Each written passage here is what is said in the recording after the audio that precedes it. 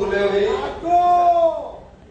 kufika kwenye kongamano hili na kumpokea Mheshimiwa Sharif. Sina mingi, lakini nataka kuelezea kiufupi.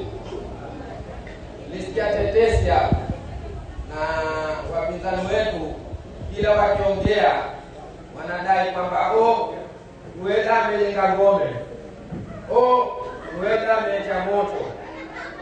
Hao hapa vya mwalimu, nadhani kuna wengine walikuwa hapa. Hiyo siku ilikuwa si mbali na kumotiwa.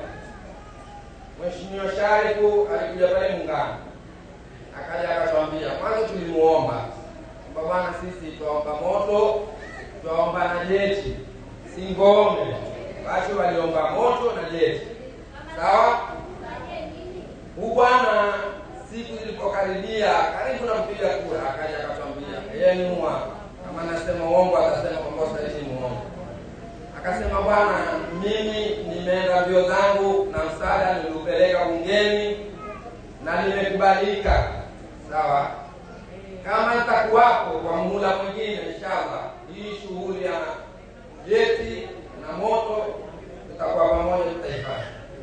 Lau nimetoka, basi ule ambaye atakuwa ndiye ambaye ataiendeleza hii shughuli. Sasa huwa kwamba nyoa bule ndo leta ngome hapa. Ndiye ndo leta ngome. Nani leta ngome? Basi Sharifu mngita kwa kweli, wala sifanyi kwamba siasa. Kwa sababu mimi sasa mwanajua familia yangu kina nani. Ambao ndo babake Rueda, mimi ni mzee wangu wa karibu nami sana. Umeelewa? Lakini msiangalie sura kwamba huu mpango basi hata kama ni humpa, atia huu mpango basi ni kama ndama. Mimi naangalia mwelekeo na sera ya mtu vile iko. Kusema kweli, mzalendo amesaidia wengi sana. Wala siwezi kuongea, wala si neno kwamba yeye wala kuongelea. Yeye hufanya kwa ajili ya watu wake. Umeelewa? Na Mungu ana vitendo, si maneno. Lakini mwenzetu, dada yetu, vile anapokusaidia kisha uje akakutangalia uongo. Umejua ngapi hapa kama wamedaiwa na wamekwenda kulipa? Kwa hivyo jamani, nawaomba na muwe na fikra nzuri, Umefahamu?